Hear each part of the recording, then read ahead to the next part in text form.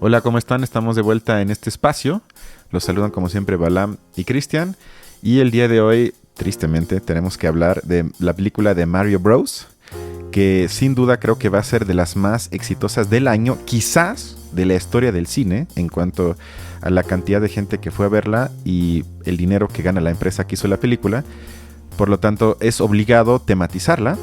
Pero ya que yo no me siento capaz de hacer una síntesis de la película, porque nunca jugué ninguno de los videojuegos o del Game Boy o todo, donde estaba el pequeño Mario, por eso le toca a Balam hoy hacer ese esfuerzo. Y bueno, si aquí, no sé, nos encontramos con nerds que van a pensar que aquí vamos a hablar 3 horas sobre lo padre que estuvo y qué tanto se parece al juego o no, esto no va a suceder, sino vamos a ver si hay algunas ideas que nos explican tal vez por qué hicieron este tipo de películas y qué nos cuentan para nosotros como sociedad, nada más. Así es. Bueno, habiendo dicho eso, la historia, pues yo creo que ya a estas alturas la gran mayoría lo ha de conocer, pero tampoco es como un gran secreto. Realmente nos narra como la historia del héroe clásica que hemos visto en muchos cuentos a lo largo del tiempo.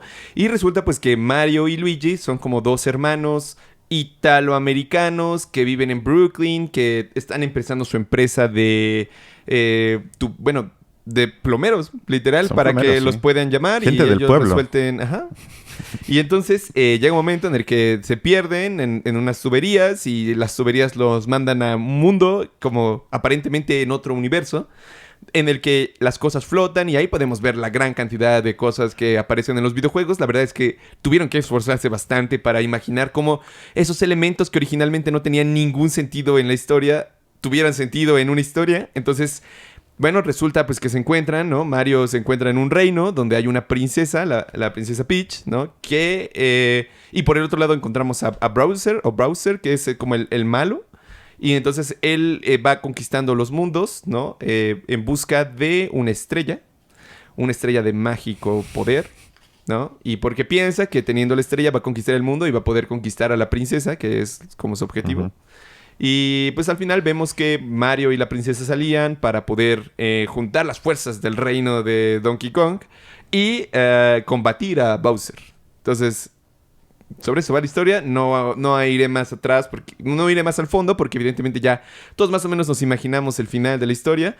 Y el punto es que, bueno, a mí me parece que es la historia del héroe, como lo mencionamos en el episodio pasado sobre Air, ¿no? Que ahí se retrata, digamos, de una forma mucho más explícita. Pero en este caso podemos ver también la figura de un héroe, en este caso Mario, y cómo él va tratando de salvar poco a poco el mundo. La verdad es que es una película como que nos costó bastante encontrar como algunos temas como ideológicos, porque realmente se mantiene muy, muy fuera de esa dimensión. Y a mí me recordó un poco a la película, la última de El gato con botas. Un poco, sí. Lo que a mí me asustó y creo que sí la hace diferente al gato con botas es que creo que es justo si uno dice que es el videojuego más exitoso en la historia de los videojuegos, ¿no? Por lo menos el más conocido a nivel del globo, por lo menos la parte occidental, ¿estamos de acuerdo? Y que además atraviesa las generaciones, Aunque es japonés. aunque es, bueno, Japón es de occidente. Creo que Huntington no estaría de acuerdo contigo, pero continuemos. Bueno, pero sería otro debate. Pero digamos que se expandió y que aunque no lo hayan jugado, creo que todo mundo ha visto hasta la figura, la imagen de Mario y Luigi. O sea, es algo que en la cultura pop, que es el tema que nos interesa aquí como figura de análisis, ha tenido un impacto que atraviesa generaciones desde los 80s, 90s. Y que entonces, obviamente, la empresa que es dueña de Mario Bros. Tomó la decisión de hacer una película. Como pasa con muchas franquicias que se ven en la necesidad económica de no arriesgar en el sentido de que podrían crear cosas nuevas. Con eso siempre abres la puerta al éxito, pero también al posible fracaso. Y en vez de hacer eso, vemos cómo se hacen series nuevas del Señor de los Anillos. Se va a grabar una nueva de Harry Potter. Sí. Vamos a ver spin-offs de Game of Thrones. O sea, se van a la segura. La sirenita. La Sirenita, siempre lo mismo, exactamente. El retorno de lo mismo. Otra vez estamos en la crítica original de la industria cultural de Adorno y Horkheimer, que mencionaban precisamente eso, que es siempre replicando y reciclando lo mismo. Pero sí me asustó que sea nada más y de veras nada más una réplica del videojuego. Como bien dijiste, tuvieron que construir una historia tan banal, tan superficial, para meter todas las cosas, o casi todas las cosas, que emocionaban a la gente en los videojuegos. Y es entonces una especie, yo le llamaría de reconocimiento de marca. O sea, tienes la marca de Mario Bros. ¿Cómo sacas dinero? Construyes un mundo o mundos para hacer una película. Pero es exactamente eso, no es más. Ni siquiera se aspira a más. Y creo que, aunque quizás pueda sonar un poco provocativo, que este tipo de películas me parece que también los podría producir la inteligencia artificial. O sea, son tan predecibles y están enfocados en repetir siempre lo mismo, que yo creo que lo podría escribir un robot y tal vez, si me apuras, hasta saldría más interesante. O sea, yo no veo, porque aquí hemos hablado de la importancia de lo artístico, de lo contraintuitivo, de toda esa parte humana que hace la creación de algo así que se puede llamar arte. Y esto me parece lo opuesto, o sea, algo tan estandarizado, algo tan enfocado, tan obsesionado con simplemente presentar las mercancías que la gente ubique para que con eso salga contenta de la sala de cine. Y algo que también lo he mencionado aquí es que es una fanfiction, o sea que cada vez yo noto más cómo, creo, es una hipótesis, la ideología populista que hemos debatido en este espacio permea también en la creación de contenido de películas de cine, en el sentido de que la gente lleva años pidiendo una maldita película de Mario Bros. Y entonces yo me imagino a los guionistas yéndose a los foros de internet, sacando todas las ideas para decir cómo podemos contentar a la gente y que diga está increíble y la recomiende y ganemos muchísimo dinero.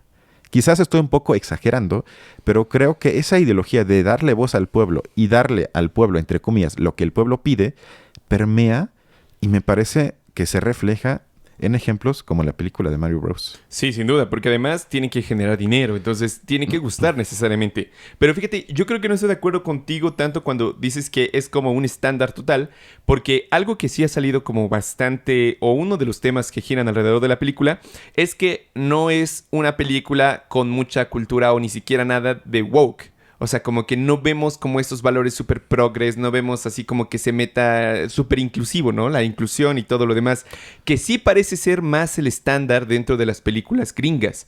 O sea, como que en ellos sí la parte de la inclusión es muy fuerte, pero una de las cosas que, bueno, de los comentarios que a mí me tocó ver cuando, digamos, sobre esta película era de que así se hace una película sin tener que ser inclusivo. O sea, no necesitas ser inclusivo para hacer una buena película. Como sin meterte en estos debates estúpidos de la cuestión racial, la cuestión de género, etcétera, etcétera. Y así es como se hace una película de verdad. Como el puro gusto del marketing. Entonces, en ese sentido, sí se sale un poco de lo estándar, ¿no? Sí, creo que lo único que meten ahí es que la chava, la mujer, que ya no me acuerdo cómo se llama, Peach, no es la que tiene que ser rescatada, sino como es parte del equipo. Creo que eso sería quizás el único giro, entre comillas, progresista, pero en lo demás tiene razón. Estoy de acuerdo completamente. Y de hecho, digamos, muchos de los... Se alcanza a ver que tienen bastante tiempo las ideas de este videojuego, porque la misma figura de la princesa, bueno, que en los videojuegos realmente tiene que ser rescatada, nunca hace nada. Y al menos ahora sí tiene como una gran protagonismo. Tenían que hacerlo, yo creo que era como empoderamiento femenino, ¿no? Pero mucha gente no lo ve así. O sea, Sí. como que lo ve como normal, como que la princesa Peach estuvo ahí. Yo creo que más bien lo que dicen es que no tuvieron que volverla afro, por ejemplo, o latina, para que saliera bien. Y a mí me resulta como muy interesante justamente porque la idea de la princesa es una idea de los 80s, 90s.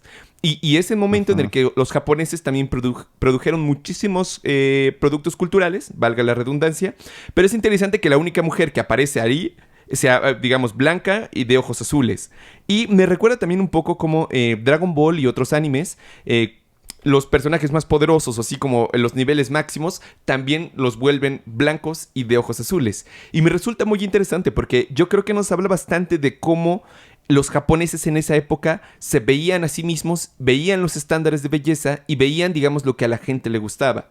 Y entonces, como el estándar de belleza era así como güerito y todo y de ojos azules, yo creo que esa idea, digamos, la figura de Peach como la princesa fue ideada, o sea, se ve que fue ideada en esa época, porque hoy en día muy difícilmente alguien se atrevería a decir que es el estándar de la belleza, incluso en la industria cultural. Pero no hables de eso, porque luego aquí ponen que soy un güero de mierda. Pues me Pero bueno, perdón. ¿Qué ibas a decir?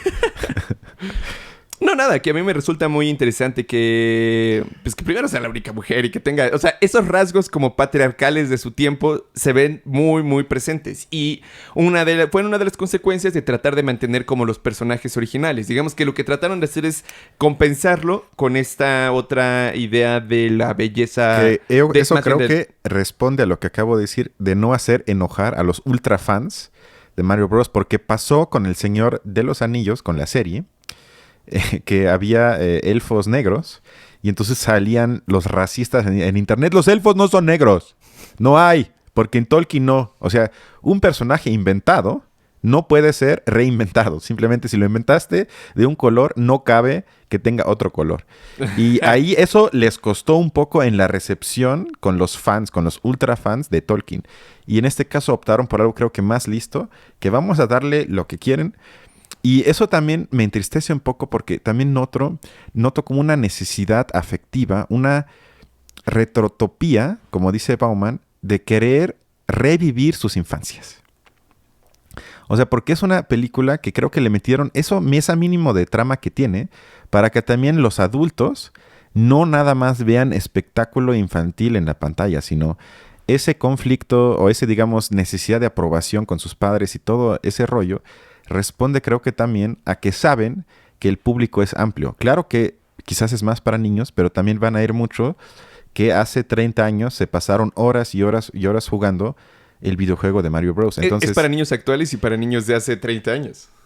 Eso es correcto, sí, pero eso me da mucho miedo porque ahí estamos cerca de lo que dije en la película de Harry Potter cuando hablamos de esa, de la regresión de la que hablaba Freud, de querer mantenerse en el estado infantil o volver a ello, es decir, de regresar y de no querer ser adulto, y ahí estaríamos más cerca, exagerando un poco de un potencial fascista, porque entonces se requiere una autoridad, un super yo del padre que te tiene que decir qué hacer, qué no hacer, mandar, y eso puede ser en algunos casos quizás un líder autoritario, y bueno, ya vimos históricamente a lo que puede conducir esto, y ojalá la gente fuese más abierta a nuevas experiencias y no hablara tanto de sus infancias y no fuera a ver películas para decir qué padre era la vida cuando tenía 10 años. Yo, digamos, ya nada más tengo una última cosa que decir. Tampoco, de nuevo, no había como mucho más. Pero justamente yo siento que no hay muchos elementos progreso, muchos elementos woke o de inclusión o ese tema, justamente porque la historia es muy simple, ¿no? Entonces tuvieron que mantener ese grado de simpleza, porque si hubieran tenido que profundizar un poquito más, hubieran tenido que tomar decisiones respecto uno u otra cosa.